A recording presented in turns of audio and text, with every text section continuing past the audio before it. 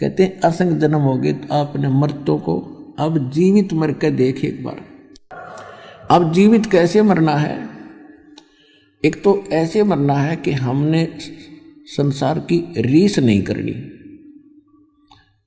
कोई ज्यादा फंड कर रहा करने दे, नाचे गावे ब्याह विवाह शादी में करने दे। ये तो बालक करते हैं ऐसे जिनको ज्ञान नहीं। जैसे एक समय नानक साहिब जी मायूस बैठे थे, ऐसे ही कोई भक्त प्रथम बार गया, दूसरी बार गया, देखा कि साधु संत फकीर और इतने मायूस क्यों हैं, क्यों दुखी दुखी से नजर आ रहे हैं, तो सुख, इनको तो टेंशन होनी ही नहीं चाहिए। तो उसने पूछा कि महाराज मैंने कई बार देखा है आप खुश नजर नहीं आते। तो नानक साहिब जी ने कहा कि भाई किस चीज पे खुशी हो, एक पल में ना जाने यहाँ क्या बिजली गिर जा। कहते ना जाने काल की कर डारे और किस विध ढल जा पास आवे, और जिनाते सिरते मौत खुड़क दी उन्होंने केड़ा हासा। हमने तो भाई तो दिखा है ना जाने आके बिजली गिर जाएगी। जैसे उदाहरण के लिए अब जीवित मरने के ऊपर बात चल रही है कि हम ब्याह करते हैं, बकवाद करते हैं, डीजे बजाते हैं, फंड करते हैं, नाचते और गाते। एक लड़का ऐसे ही पहले दिन तो खूब नाचे गाए, अगले दिन बारात जा रही थी, दुल्हे वाली गाड़ी टकरा गई, एक्सीडेंट हो गया। दुल्हे समेत रिलेटिव जो खास बैठे आ रहे हैं दुल्हे के साथ में, कोई भाई का बेटे, कोई बहन का बेटे हो, या कोई पति यानी कोई और विशेष, 8 के 8 मर गए इंक्लूडिंग वो दुल्हा। पहले दिन तो नाच रहे थे, कूद रहे थे, और फिर बाल पाड़ रहे, वो परिवार टक्कर मार रहे, हाहाकार मच गया। अब बजा लो डीजे। तो यहाँ संत बताते हैं अगर भक्त बनना है तो भक्तों की तरह चलना होगा, बकवाद नहीं चलेगी, ना भक्ति बनेगी, भगवान रुष्ट रहेगा आपसे। कहते ना जाने काल की गिरडारे किस विध ढल जा पास आवे, और जिनाते सिरते मौत खुड़क दी उन्होंने केड़ा हाथ आवे। तो इन ब्याह शादी में बकवाद नहीं करनी जब भक्त बनना चाहते हो तो। और सिंपल ब्याह करना, कति सिंपल। वचन से बेटा बेटी पराई होती है। जैसे ब्रह्मा विष्णु महेश का विवाह किया था दुर्गा ने, देवी पुराण में पढ़ के देखियो। दुर्गा थी, 3 लड़कियां थी, 3 पुत्र थे। बड़ी का नाम सावित्री, ब्रह्मा से ब्याह दी, विवाह कर दिया, जा बेटा अपना घर बसा। दूसरी का नाम लक्ष्मी था, विष्णु जी से ब्याह दी कि तेरी पत्नी तू इसका पति जाओ, विवाह अपना घर बसाओ। ऐसे पार्वती शंकर का ब्याह दी फर्स्ट टाइम, और जा बेटा घर बसा, हो गया ब्याह। ना को बाती था, ना बराती था, ना डीजे बाजा, ना को हलवाई कढ़ाई चढ़ाई। तो भाई ब्याह करना ढंग से करो, कुछ रिश्वा भी कर लो। ये बाद में शिव जी की बरात का फंड करें, ना शिव जी ना कुछ और, या आप भी फंड करेंगे। तो इस तरह की जो बकवादे हैं ये बिना ज्ञान के हम करते रहे, ये त्यागनी पड़ेगी। तो इस प्रकार हमने अपने इन सभी परंपराओं को कम करके और सिंपल वे से विवाह करेंगे।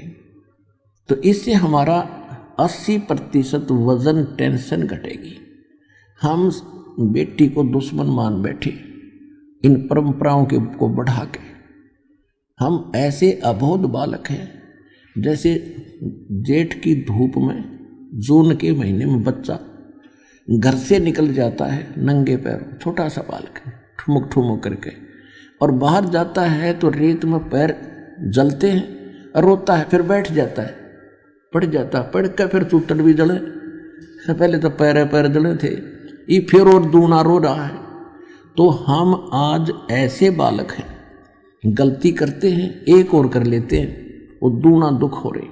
तो हमने इनसे बचना है, इन परंपराओं में नहीं फंसना है, तभी हम भक्ति कर सकेंगे। हम यात्री हैं, हम सफ़र कर रहे हैं अपने भक्ति पर, और यात्री ज़्यादा वजन लेकर नहीं चल सकता। जब सारे घर ने ठा के चले तो किसा समझदार होगा वो। तो आप जी ने ये परंपराओं की गठड़ी अब रख देनी है, सिंपल वे से विवाह करें। ठीक है, जैसा आपको गुजारा दिया है मकान बना लो, लेकिन उससे काम नहीं लगे रहे। ना एक और बना लो, एक प्लाट और ले लूँ, और कल मृत्यु हो जाएगी, फिर उस प्लाट में कुत्ता बन कर बैठेगा पूछते साफ करके। तो यह अकल साथ रखियो भगवान वाली। अब प्रसंग चल रहा है कि असंग जन्म तो न मरता होगे, जीवित क्यों ना मरे रे। तो अब अपनी कुछ मनोकामनाओं पर अंकुश लाना पड़ेगा, इच्छाओं को कम करना पड़ेगा। और इच्छा कम होंगी इस ज्ञान से, कहने से नहीं होती है। ये तो ज्ञान खड़ा दिखाई देगा आपको जब बकवादों में मन चल लेगा कि ना भाई नहीं नहीं, ये आदेश नहीं है और ये यूजलेस है। सारा समय इस समय खो दिया। एक सन 1983 की बात है, 84-83, एक बैंक मैनेजर ने रोहतक के अंदर सेक्टर 1 में एक कोठी बनाई, उसमें 3.5 लाख रुपए लगे। आज तो वह मेरे ख्याल में 35 लाख में भी ना बने, और कुछ बैंक से लोन ना ले जैसे भी। और उसका मुहूर्त कराया था, उस दिन एतवार का दिन था। सामान लेने के लिए वो निकला था स्कूटर उठा के, उस दिन जिस दिन उसकी मुहूर्त शुरू हो रही थी। उसके पुजारी आ रहे थे, पूजा करनी है। इधर पूजा होती है, उधर शराब स्वरूप तैयार रहती है कि एक भी पूजा वाले फारग हो, फिर गुट्टी छुट्टी लावांगे। ऐसी पूजाएं थी हमारी। स्कूटर उठा करके कोई सामान लेने गया था पूजा का या कोई अन्य वस्तु। आगे जाके टू व्हीलर स्कूटर तो स्कूटर टकरा गया, पड़ते कनपटी लगी फुटपाथ पे, वहीं पैर पसार गया भाई। अब उसको ठीक कौन रहेगा? आपकी तो कुतरू बनकर घूम रहा होगा। तो कहने का भाव ये है कि जो ये घटनाएं घट रही हैं और भगवान क्या बता रहे हैं, ये आपके लिए एक दृष्टि बनेगी न्यारी। तो इस नजर को देखकर फिर आगे चलना सफर में। अब क्या बता रहे हैं परमात्मा कि असंग जन्म न मरत्या होगे, जीवित क्यों ना मरे रे। और 12 मद महल मठ बोरे, बहुर ना दे धरे रे। जीवित एक तो ये मरना है, संसार की चोचले देख के हमने उधर नहीं देखना ना चलना, तो हम जीवित मर गए।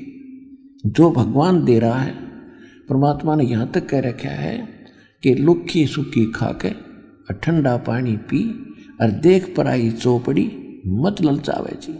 जय तू चावे चौपड़ी तो बहुत करेगा पाप। भगवान ने जो तुझे दे दिया है उसको संतोष के साथ ग्रहण कर। यदि इसे हटकर कुछ करेगा तो पाप पकड़ के प्राप्त कर सकता है, और ये पाप हमारे दुश्मन है, हम क्यों करेंगे। और फिर क्या कहते हैं कि जीवित मरना दूसरी टाइप ये है, जैसे आप सत्संग में नहीं आते हो, किस लिए नहीं आते हो? क्योंकि काम खराब हो जाएगा, कोई जरूरी कार्य है और वो उसमें दिक्कत आ जाएगी। अपना आत्मा एक व्यक्ति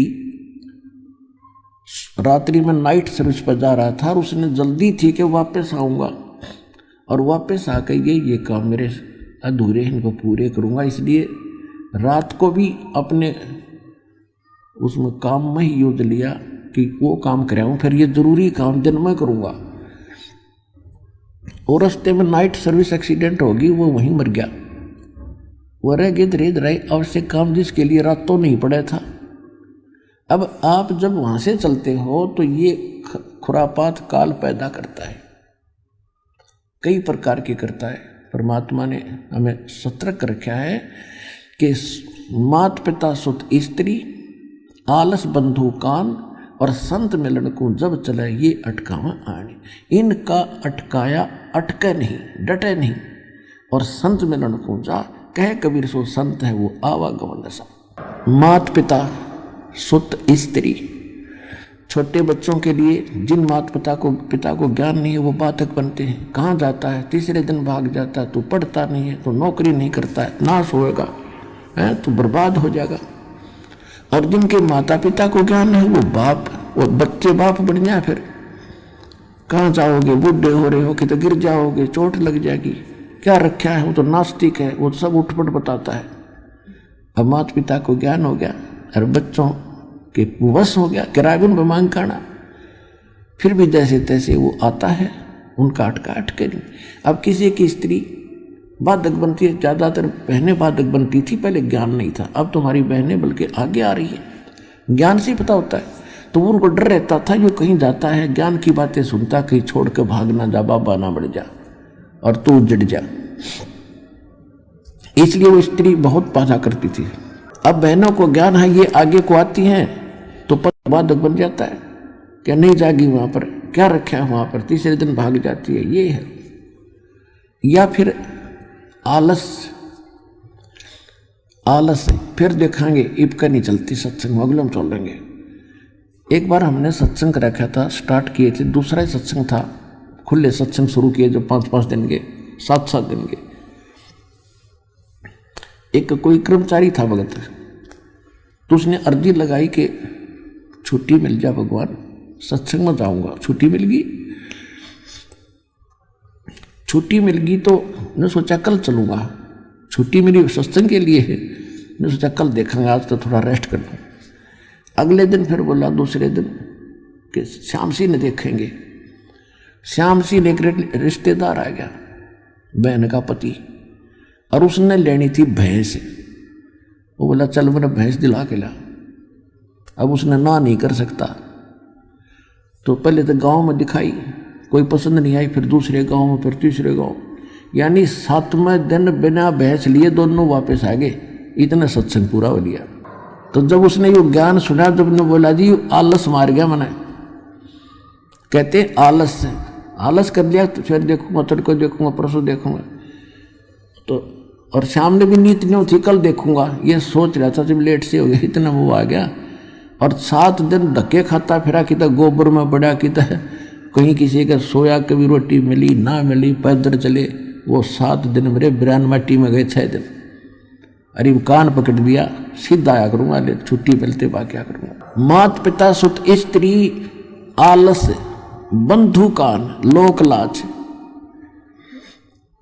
लाज क्या है भाई, कहाँ जाते हो, सतलोक आश्रम बरवाला जिला हिसार हरियाणा में, और वहाँ कहाँ जाते हो तो ऐसे छुड़वाता है, श्राद्ध भी छुड़वाता है, सारी पूजाएं छुड़वाता है, नास्तिक बनाता है। तो जो 2-4 टोक देते हैं तो जो कमजोर संस्कार का आदमी फिर चुप हो जाता, भाई ठीक है नहीं जाते, सारे कहने लगे। यानी लोक लाज में आके उसने भक्ति मार्ग छोड़ दिया।